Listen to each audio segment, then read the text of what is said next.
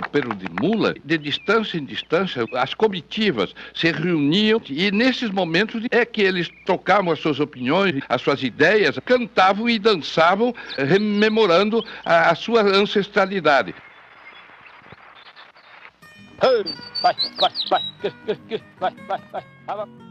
O movimento tropeiro tem suas origens por iniciativa de bandeirantes paulistas no fim do século XVII.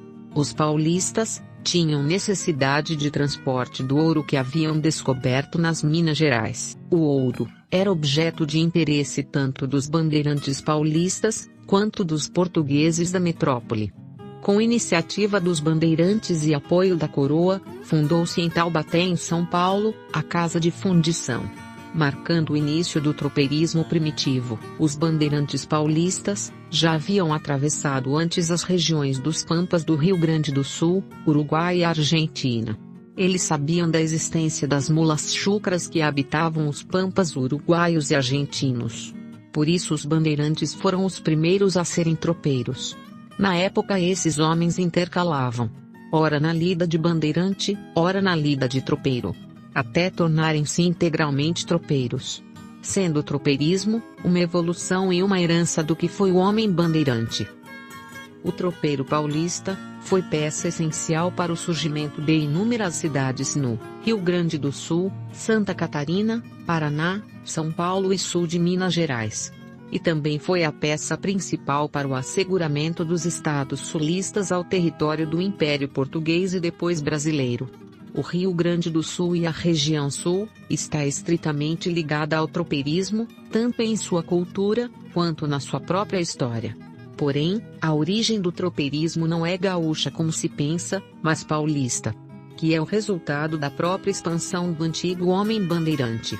Os paulistas, a fim de comercializarem mulas e gados para o resto do Brasil, instalou em Sorocaba uma grande feira, tornando Sorocaba o centro irradiador dos tropeiros.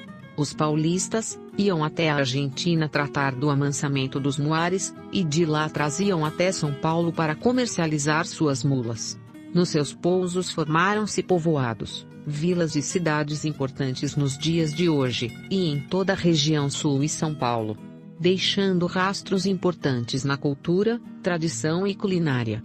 O uso do poncho, a bota de cano alto, o chapéu de aba larga, o facão sorocabano, apesar de tão comumente associado ao gaúcho, é, na verdade, de origem paulista e bandeirante. Esta indumentária era tão comum em São Paulo, que mesmo no verão se usava. Os paulistas também deixaram os fandangos sapateados, a música com violas, o dialeto característico, o feijão tropeiro, o arroz carreteiro, e o café tropeiro. Os tropeiros paulistas e os seus descendentes no Rio Grande do Sul que habitavam as serras gaúchas, eram conhecidos pelos gaúchos dos Pampas por birivas, por possuírem características, modos de falar, cantar e dançar, comer e vestir que os diferenciava do gaúcho da campanha. Fique a seguir com o documentário sobre a história e vida dos tropeiros. Vamos, vai chibando, vai. Agalão. Vamos. Vamos. Vai, Ana, vamos. Vai. Vem. O tropeirismo começou por causa da necessidade de transporte em Minas Gerais. Vai lá, bicho, vai lá aí. Vem. A mula, o burro, entram em substituição ao trabalho escravo. O custo do negro era muito alto para ser usado apenas para o transporte. Aí então que se estabeleceu esse comércio da Argentina com os paulistas para suprir as minas de ouro. Em 1700, as minas de Potosí já estavam praticamente esgotadas e as mulas estavam como represadas nos campos argentinos em grande quantidade.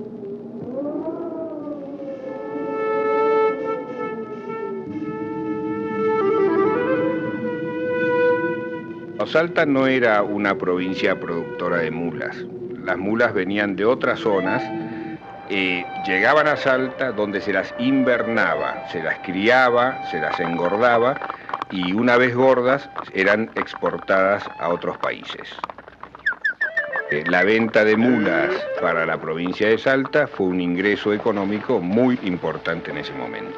Para invernadores, traficantes, comerciantes, capitalistas, capataces y peones. É errôneo pensar que existiam manadas de mulas selvagens, porque a produção é dirigida. Era necessário que existisse o criador e quem garantisse a compra lá. Inclusive havia contratos comerciais entre os criadores argentinos e paulistas. E o tropeiro entrava como transportador do animal em pé.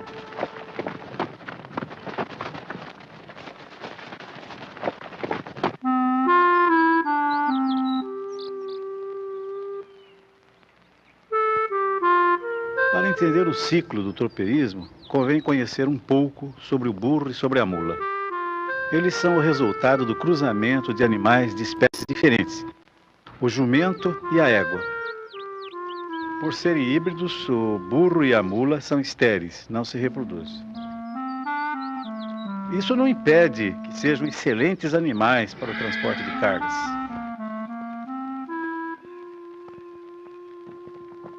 O cavalo e a égua andavam mais, mas não tinha resistência. O jumento era um animal lento e a somatória da égua com o jumento produziu um animal que tem rapidez e tem resistência.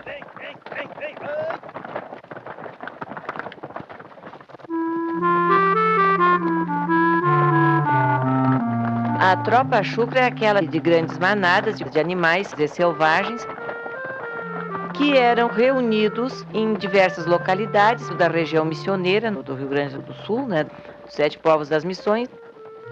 Então eram tropas que iam sendo amansadas pelo caminho. Comitivas com centenas de animais, adquiridos numa fase em que não circulava o dinheiro. A economia era quase toda na base da troca dos câmbios. Daí a importância dos tropeiros, difundindo práticas de comércio, baseadas não em documentos escritos, mas no valor da palavra dada.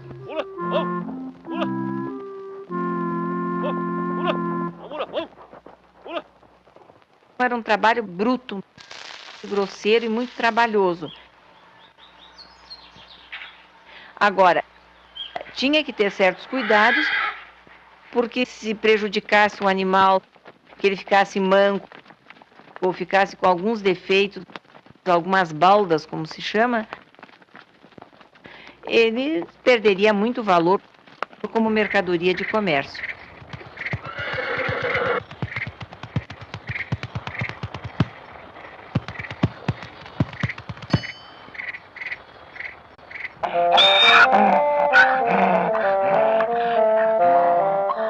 Dificilmente um jumento adulto vai conseguir cruzar com a égua, porque ele já habituou com o cheiro da jumenta. Ele tem que ser criado convivendo com égua e cavalo até a idade de maturação sexual, para poder pegar o cheiro desses animais.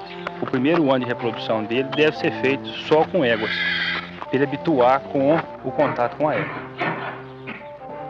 O jumento passa para o burro e para a mula a força, a resistência, a rusticidade, e na conformação, tamanho de cabeça, de orelha, formato de crina, de rabo, de casco. E a égua passa a parte de velocidade de andamento e o andamento. O comportamento do burro e da mula tem bastante diferença. O burro, por ser o macho, ele seria mais nervoso do que a mula. Por isso que o burrinho é castrado nos primeiros dias de vida, para ele se tornar mais feminino. A mula é mais dócil, ela é mais calma, é mais tranquila. A mula é um animal próprio para o transporte em região montanhosa. Na fronteira do Rio Grande do Sul, praticamente ela não usou a mula. A fronteira é toda planície, a gente vai para o lado que quer. Então usou a carreta de boi sempre. O homem do Pampa, da fronteira, a extensão de terra faz com que ele tenha uma visão muito ampla. Os horizontes são enormes e tem um 360 graus de conquista. Para o homem da serra, a terra é diferente e o solo tem muita pedra. Então, o tropeiro também tem uma referência mais imediata e não um horizonte tão aberto. As tropas chucras saíam lá do Rio Grande do Sul, de Passo Fundo, Viamão, e subia a serra ali, entrando por Santa Catarina. E lá eles iam chegar em Curitiba para pegar o caminho que vinha para São Paulo, via Itararé, e chegava em Sorocaba, quando tinha a maior feira de comércio de Moares.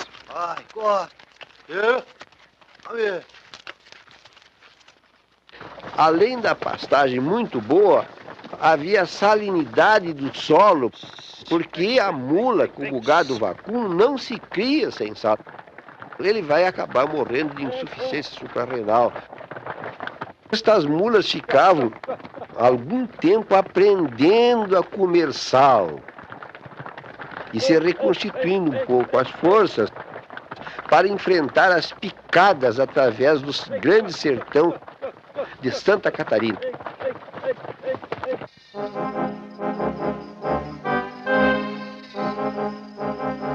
Normalmente eles subiam nessa região aqui, onde os tropeiros tinham muita dificuldade de trabalhar com manadas grandes de animais chucros. No Rio Pelotas foi considerado na época o melhor lugar para a travessia. Quando o governo se deu conta então que se fazia essa travessia e que era uma fonte de renda, eles instalaram o registro de Santa Vitória, de onde eram pagos impostos. Então era pago por cabeça. É uma fonte de renda muito grande. Foi considerado um dos mais importantes por ser o primeiro entre a província, na época de São Pedro, e o restante do país, que as tropas iam principalmente para São Paulo. E esse trajeto, através do mato, ele era extremamente perigoso. Fuzil de revólver na mão, porque o índio temia a arma de fogo. Eles nunca se descuidavam.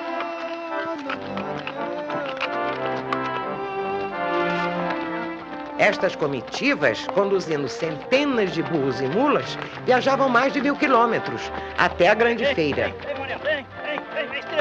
De olho na mercadoria, era preciso cuidar bem dos animais.